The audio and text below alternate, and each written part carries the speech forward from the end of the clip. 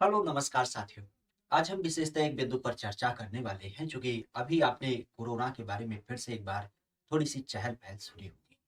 वैसे तो कोरोना से आप पूरी तरीके से आप परिचित हो गए हैं। एक ऐसी बीमारी जिसको चाइना के द्वारा कहीं न कहीं देखा जाता है, जिसके माध्यम से इसका जन्म देख मिलता है।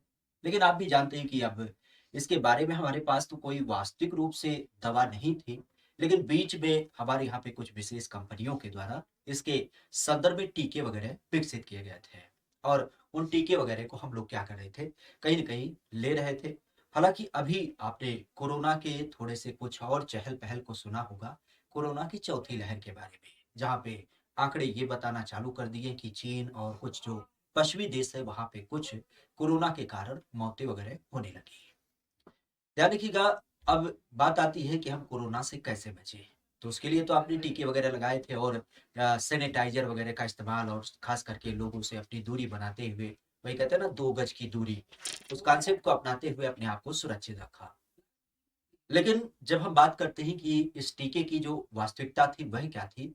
तो आपने सुना भी था कि इस टीके की यही वास्तविकता थी कि ये आपके इम्यूनिटी को बूस्ट करता है। बेसिक जिसमें आपने अलग-अलग संदर्भों में एक टीका, फिर दूसरा टीका और फिर तीसरा आपका बूस्टर डोज़ वगैरह के स्वरूप में लगवाया।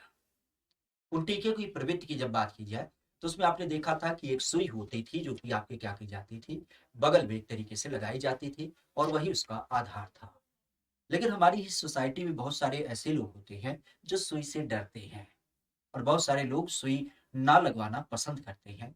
तो उसी कारण से अब हमारे यहाँ पे एक नई प्रकार की दवा विकसित की गई है, जिसको नाम दिया जा रहा है इन्कोवैक।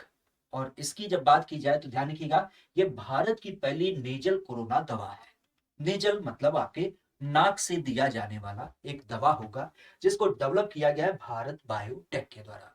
भारत बायोटेक तो आप पूरी तरीके से जानते हैं कि ये एक ऐसी कंपनी है जो ऐसे औषधिय वगैरह का निर्माण करती है। हालाँकि पिछले क्रम में इसके माध्यम से कोरोना के संबंध में कई सारी दवाओं वगैरह को विकसित भी किया गया था। तो ये इन्कोवैक्स है क्या और कैसे काम करता है, इसी के बारे में हम आज चर्चा करेंगे। प्रमुखता से कोविड के बारे में तो आपने पूर्व में अच्छी तरीके से जाना है कि क्या-क्या इसके संबंध होते हैं, कैसे ये फैलता है और कैसे इसका निराकरण आपको देख मिलता है। लेकिन हम बात करें इस दवा के बारे में, तो ये दवा कैसे वर्क करती है और क्या इसका परफॉर्मेंस होता है? तो सबसे पहली बात ध्यान रखिएगा, जैसा कि हमने बताया कि पहले जो दवा दी जाती थी, वो सुई के माध्यम से दी जाती थी।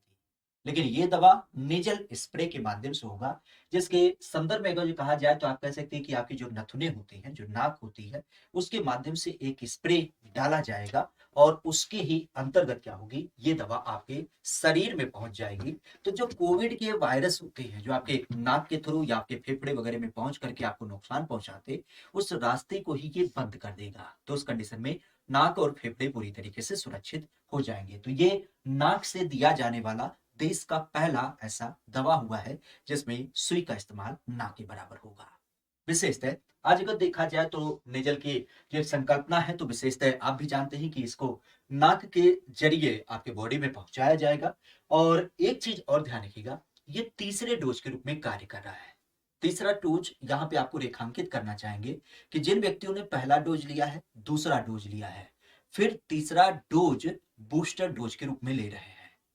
अगर उनकी बात की जाए, पूर्व में अगर किसी एक व्यक्ति ने तीसरा बूस्टर डोज ले लिया है, तो वह इस दवा से खुद को बचाए। अगर किसी व्यक्ति ने तीसरा डोज नहीं लिया है, तभी जाके वह इस डोज को लेगा। क्योंकि इन दवाओं का एक बेसिक काम है। क्या काम है? कि आपके शरीर में जाएँगे और विशेष प्रकार के एंटीबॉडी वगैरह को विकसित करेंगे। लेकिन एक चीज़ बताइए, आपने सुना भी होगा, जैसे हमारे शरीर में एक बीमारी होती है अतिपोषण नाम से। वह जो एक बच्चा जो सुबह से लेके शाम तक खाता रहता, खाता रहता, खाता रहता, खाता रहता और उसके बाद एक बार आपने देखा होगा कि भोंदू बन जाता है। सेम कंडीशन इस दवा का भी है कि अगर आप पहला डोज, दूसरा डोज, बूस्टर डोज और फिर नोजल भी लेते हैं, तो एक समस्या ऐसी आ जाएगी जहां पे आपकी जो एंटीजन बनाने की क्षमता है, वह फ्रीज हो जाएगी।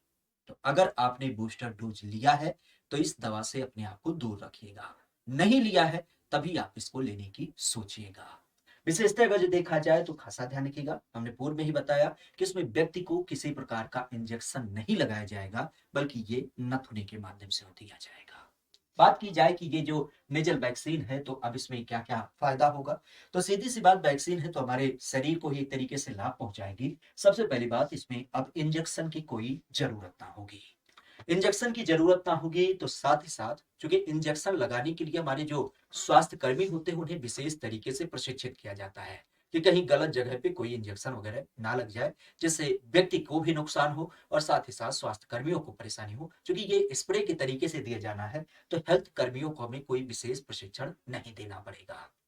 खासा अगर देखा जाए तो जैसा कि हमने बताया कि ये वायरस कैसे फैलता था, आपके एनवायरनमेंट के थ्रू फैलता था, जिसमें सबसे पहला संपर्क आपके नथुने और नथुने के बाद फेफड़े से होता था। तो जाहिर-सी बात है कि आपके नथुने और जब फेफड़े में इसका असर होगा, तो उस रास्ते को ही ब्लॉक कर दे रहा है, जहाँ से आपके वायरस अंदर जाने की संकल्पना देखने मिलती है।